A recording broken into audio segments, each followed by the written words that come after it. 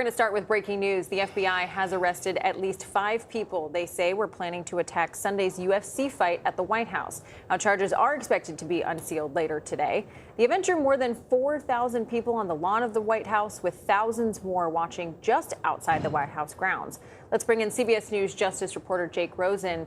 All right, Jake, so this is developing minute by minute here. What can you tell us?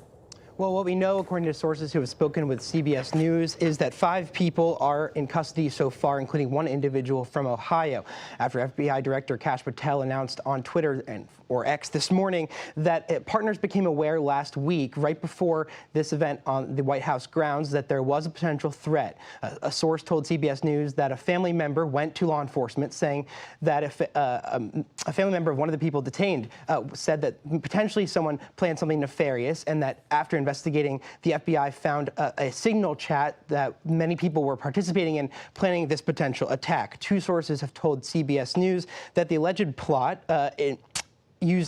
would have used explosive-laden drones in addition to potential snipers to attack people who would flee the scene of any potential explosion, as they followed by a, quote, second wave attack, which would have potentially gone after actually attacking people on the White House grounds.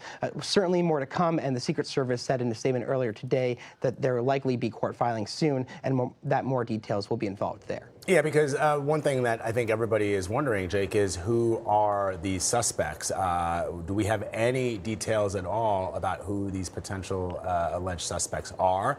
And, you know, the FBI responds to threats all the time. Kudos to them. It's often the ones that we don't know about that they are thwarting on a consistent basis. What made this one stick out?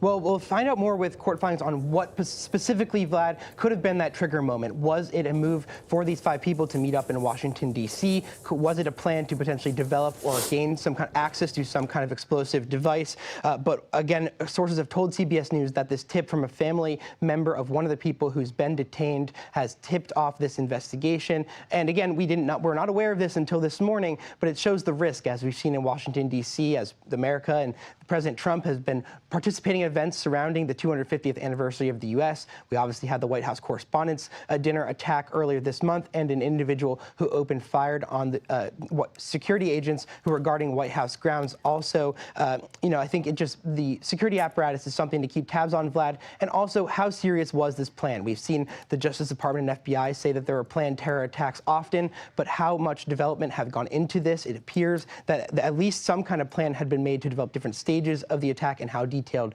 those all were will be released shortly in court documents when we get them, and we'll report back.